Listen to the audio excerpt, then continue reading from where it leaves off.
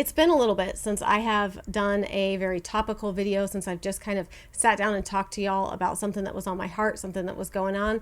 And that's what we're doing today, because if I'm just being honest, I basically reached a wall and just hit the maximum amount of burnout that I could deal with. And I'm guessing that perhaps you have too, particularly if you clicked on this video and are watching it, then I'm guessing the topic of being completely burnt out resonates with you too. I want to share with you guys some of the things that I've learned, because I really did a bunch of research into this. I'm a very research focused person. I want to understand why things happen and have some practical tools to actually make changes. I'm a Southern girl, and I grew up being told that you can wish in one hand and crap in the other and see which one gets filled first. So instead of wishing that things would change, I need the things that are actually going to make the changes, and maybe you do too. So I'm going to share with you guys some of those things that I have done, some of the changes I've made, some of the things I've learned to get out of the burnout rut. Grab some tea, grab some coffee, let's have a little chat. Before we get too deep into this video, I do want to tell you that part of me dealing with all this that we're going to talk about is that I have needed to do another big declutter on my house. I did one 3 years ago in 2020. I decluttered my entire house, every nook, every cranny, every closet, every cabinet, and I'm doing it again. And if you would like to join me, I have a free workbook for you guys if you want to join us on the decluttering challenge.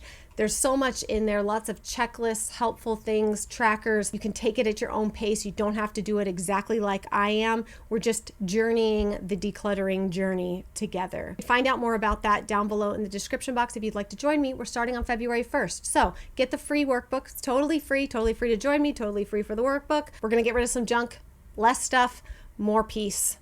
Join me. I feel like as moms, we tend to use a lot of words interchangeably. We talk about stress, we talk about burnout. We don't always understand how each of them relates to the other. There's a lot of focus right now in our culture, and I am personally focused on being productive. So we tend to use words as though they are synonymous, even though they're really not. I was recently listening to a podcast, and I will link it down below, and the author of a book called How to Calm Your Mind, and he was talking about this saliva cortisol test. Typically, when you wake up in the morning, you get a spike of cortisol. However, when you are in extreme fatigue, burnout for a long period of time, you actually don't get a spike in cortisol. It just flatlines. It stays the same, which is why you feel like kind of melancholy all day long, just kind of like dragging your feet through, and you never feel like you get spikes. I think that people often think of spikes as like bad things, right? Like you shouldn't feel like really energetic at one point in the day and tired in the other, but it's perfectly normal. Like you're a human being. You're going to have times that you should feel really energetic, and other times it's, wind down, relax. You can't go at 110 miles an hour all day long. And the problem is when we put ourselves into this burnout cycle, we burn ourselves out so much that inadvertently we lose any kind of spike, any kind of feeling of like motivation and get up and go. It's got up and left. And you really cannot just mentally overcome extreme burnout and stress. This isn't something that, and I'm a big fan of like self-motivation, self-discipline. I'm a big fan of all of those things, but you can reach a point in this cycle that you cannot bootstrap yourself out of it. You can't just force yourself. The burnout, the stress, the exhaustion that comes from it will reach a point that you just can't. You're going to hit a wall. And one of the things that the author, Chris Bailey, talked about, which actually was kind of disturbing to me and kind of freaked me out a little bit when I first heard it. At some point, the stress and the burnout, that kind of burden that it puts on you, becomes so strong, so intense that you actually lose the ability to desire to make changes. You kind of lose the capacity to have a response to stress. That's when that's like, talk about like emotionally flatlining.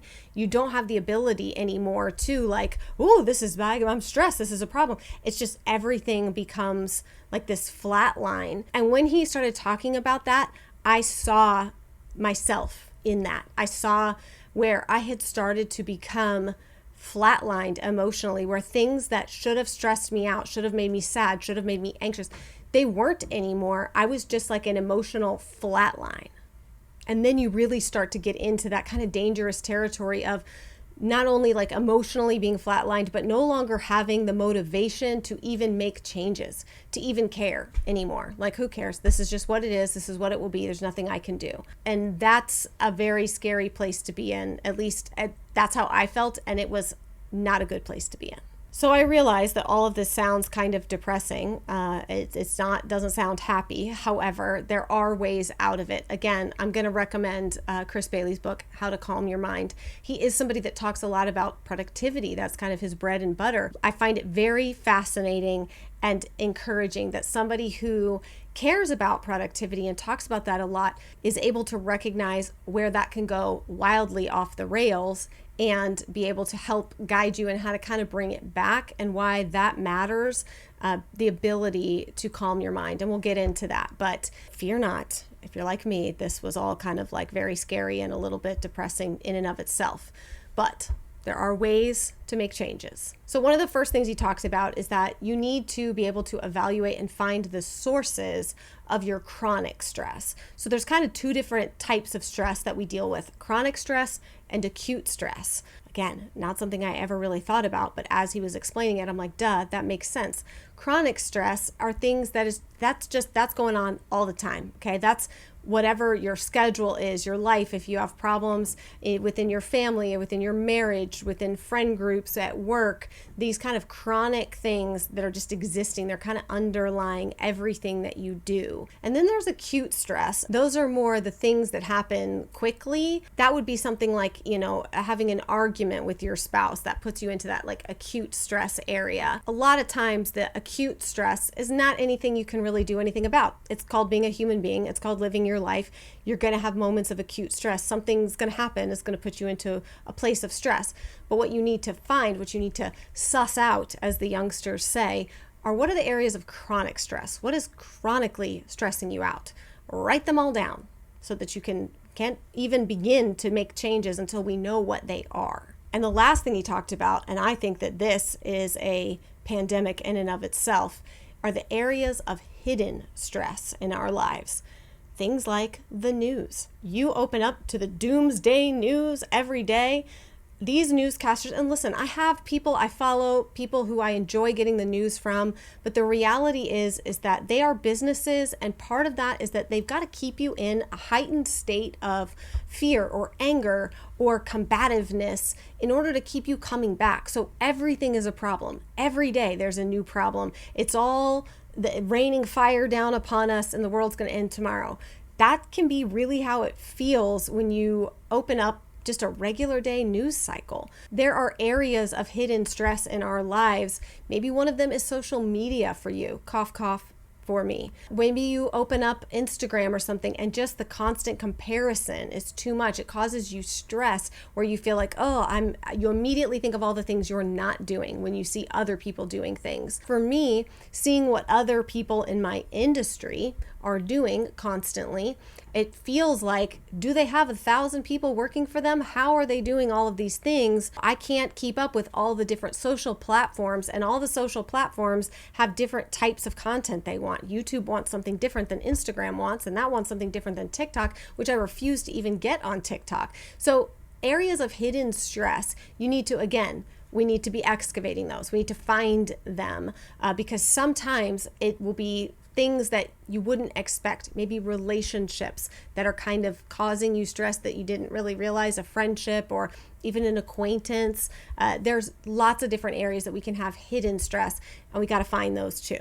So it's a bit of an excavation project. If we were to put our hard hats on and begin the excavation process, we must find all the areas that we have hidden stress and chronic stress. Again, acute stress, not always something you can really, work out or even predict. Often happens very randomly and unexpectedly. But the chronic stress and the hidden stress, we got to find those. Now, again, he goes into so much more detail in his book, sharing with you how you can actually go about making changes in these areas. To me, this is one of those things that kind of falls into that like serenity prayer about knowing what we can change and what we can't. And some of them will be things that the change has to be made over time and little by little. Not everything is like, well, I can just quit my job today because I don't like it. It doesn't always work like that, but perhaps we can move up the ladder of like, all right, the ladder of importance of my life is that I'm going to begin actually looking for a different job because this job I have, I don't like, and it's causing me extreme stress chronically. So you might not be able to walk in tomorrow and be like to your boss and just walk out, but you can start moving in that direction slowly. Lots of ways we can deal with those things, and they're going to be very individual. So I can't sit here and tell you exactly how to fix them, but it's likely that you may already know what you need to do to fix it. It's just gotten to that chronic point that you don't have the emotional spikes about it anymore, so you've forgotten to even deal with it. Again, as like a productivity expert, I love that he talks about defining boundaries. This is an area that I struggled in a lot, defining boundaries in my life. My work life and personal life are completely intertwined. They bleed together every day, and I could be working all the time. There's nothing stopping me from working 24 hours a day. And if I'm being honest with you, there's a part of me, the striver, the one who wants to do better, who wants to provide more, who wants to be able to say yes, doesn't like saying no. All of those things lend themselves to me burning out on work stuff, not wanting to let people down, not wanting to disappoint people. All of it just builds and builds and builds. And so I, again, using myself as an example here, have had to define better boundaries for myself, quite frankly, define boundaries at all for myself about when am I going to be working and when am I going to be not working. And then the other thing that he talks about, which is so true, and you don't even really think about it until you do. I'm sure we can all remember from like doing projects in high school and stuff. You know, people always say like, oh, don't save it for the last minute. But some people, we can do really well with a timeline, with a time crunch, okay? It's just because our brains have to focus on that one thing and that one thing only, and there's not even a possibility of multitasking or attempting to multitask or distract ourselves because we have to focus on this thing. This is the deadline. This is all that matters right now. Obviously, we don't want to put ourselves into like hair on fire mode every day, all the time. By defining work hours and saying, no, these are your hours. You don't work outside of them. That means that, guess what? I have to be a lot more productive in that window than I would have to be if I kind of gave myself carte blanche to just work whenever, right? Well, I'll do that on Sunday. You know, I've got time on Sunday. No, you don't. You don't work on Sundays. You don't have time to do it on Sunday. You got to do it today. And it's hard when you work for yourself to force boundaries on yourself. So that's kind of the idea that he talks about of stepping back actually makes us more productive. When you put those parameters to here are the hours, here's the schedule that I have to do these things, we can be a lot more productive in that shorter time window than we can be if we think we have all the time in the world to do something. So that time pressure is actually a good thing for a lot of people. They kind of call it like the deadline effect. So it works really well for me, and maybe it would help you too. One of the most beneficial things I learned from Chris is where he talks about thinking of calmness and anxiety like a spectrum. You know, obviously like anxiety is all the way over here and complete zen calm is all the way over here. When we're in these extreme states of anxiety, it's really hard to feel like you're being present in your life. Feel like you're seeing the meaning in the things that you're doing. Feel like you can really focus. It doesn't really fit well on this end of the spectrum. You kind of need to be in this calm zone to be able to feel those things. There's all these talk, you know, again, I love all my like brain podcasts and stuff like Huberman Lab, and there's a lot of talk about dopamine. It's like a big thing. Everyone's always talking about dopamine. There's the book, I believe it's called Dopamine, The Molecule of More. There's a lot of talk about dopamine. But what I really like about Chris is that he actually focuses, instead of so much on the topic of dopamine and how our brain gets these dopamine hits that we hear about all the time, he talks about serotonin, oxytocin. And if you are a mother who has born a child from her belly or, you know, and breastfed or not or whatever, you've likely heard, as you've learned about the hormones and what your body's doing, you've heard about oxytocin.